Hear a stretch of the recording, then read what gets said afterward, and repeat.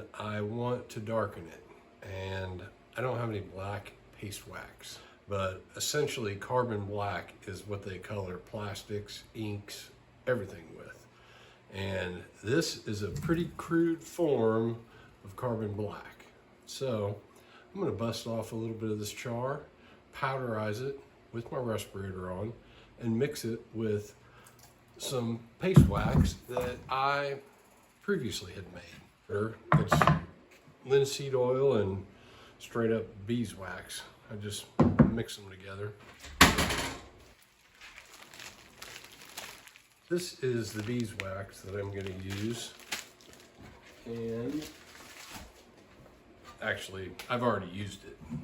I made these. Believe it or not, I don't believe Craig actually sells paste wax. So I am going to bust off a few little pieces of that into this container and pulverize it. You get to watch from a bird's eye view. This is a Shoshugibon piece that I had made quite a while ago. Anyway, so I'm just going to bust a few pieces of this off.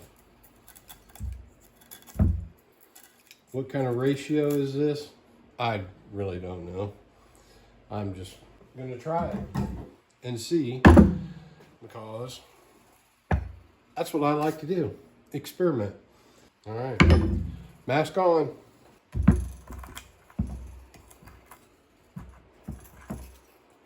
The finer you smash this up, the more even your coloring is going to be. I pulverized this for about, I don't know, 2 or 3 minutes. We'll see if it works.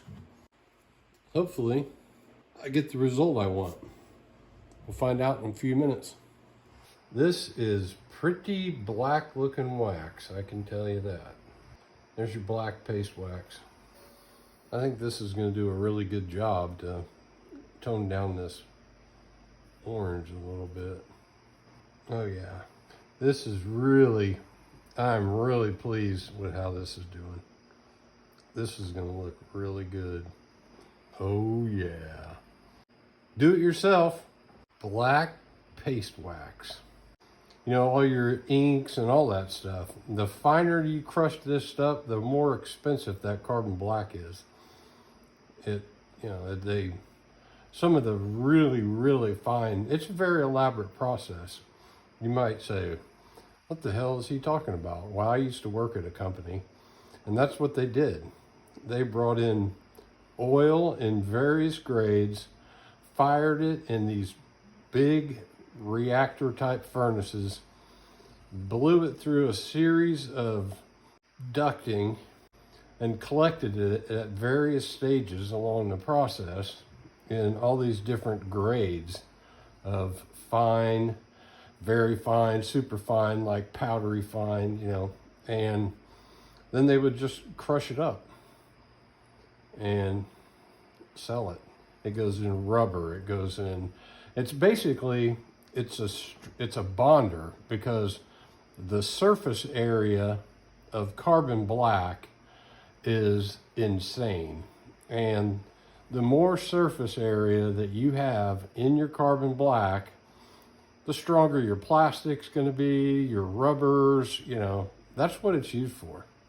This is a very crude adaptation. I mean, you could use candle or, like the soot that comes up, goes up your fireplace or whatever. I mean, all that is just real fine particulates. I just ground this up. There's a bunch of different ways you could do it, but now I just gotta kind of let it soak in a little bit, dry up a little bit more, buff this dude out. It's really gonna add some detail in between these teeth too. There we go. We just toned down that bright orange. Now there is a ton of extra wax on here right now. I'm gonna buff it out. We'll see what happens. I'm gonna let it harden up a little bit. I'll be back in about 15 minutes to wipe that down. See what we end up with. So I'm just giving them a good rub down. Working it into the cracks. Oh yeah, man, look how it's doing these teeth right here. Well, there he is. I'm gonna call this guy done. It did enough covering, masking, you know, maybe from a carving perspective, maybe just a little bit of light grooves and stuff in this. Maybe I'll go back and do that to enhance it a little bit. But this video is not about this carving as much it is about how to make your own black paste wax. There you go. That's how you do it. A little bit of beeswax, a little bit of soot or ash off of a bonfire or a shoshugibon. You're good to go. It's definitely a black paste wax. Could it be improved upon? Yes, I'm sure it probably could, but I've never made it before.